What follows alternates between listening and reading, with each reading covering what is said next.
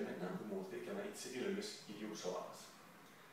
Alors, le muscle iliopsoas est formé de deux muscles. Alors, le muscle psoas, qui s'attache sur la colonne lombaire, et le muscle iliaque qui s'attache ici sur l'os iliaque.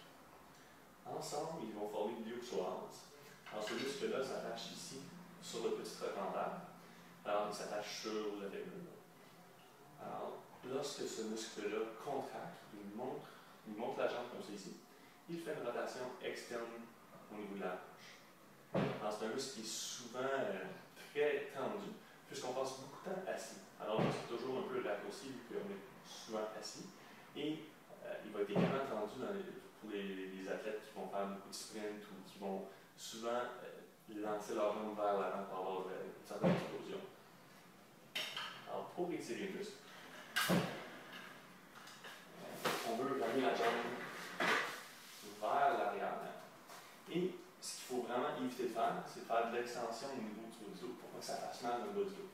Ce qu'il faut faire, c'est garder le dos droit, rentrer dedans pour s'assurer qu'on étire ici, mais également dans l'abdomen ici.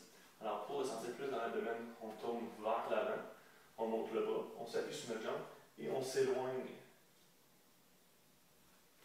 de la tâche sur le fémur. Alors, pour le sentir encore plus, on peut également prendre une bonne inspiration, puis le diaphragme va pousser contre les organes, va pousser contre la colonne vertébrale, alors on va réussir à sentir un peu plus dans l'abdomen en regardant tout droit vers l'avant et en se penchant un peu sur le côté. Alors, c'est un muscle qui est souvent tendu, puis ça fait souvent du bien de l'étirer, mais il faut bien le faire et il ne faut vraiment pas que ça nous fasse mal dans le bas du dos.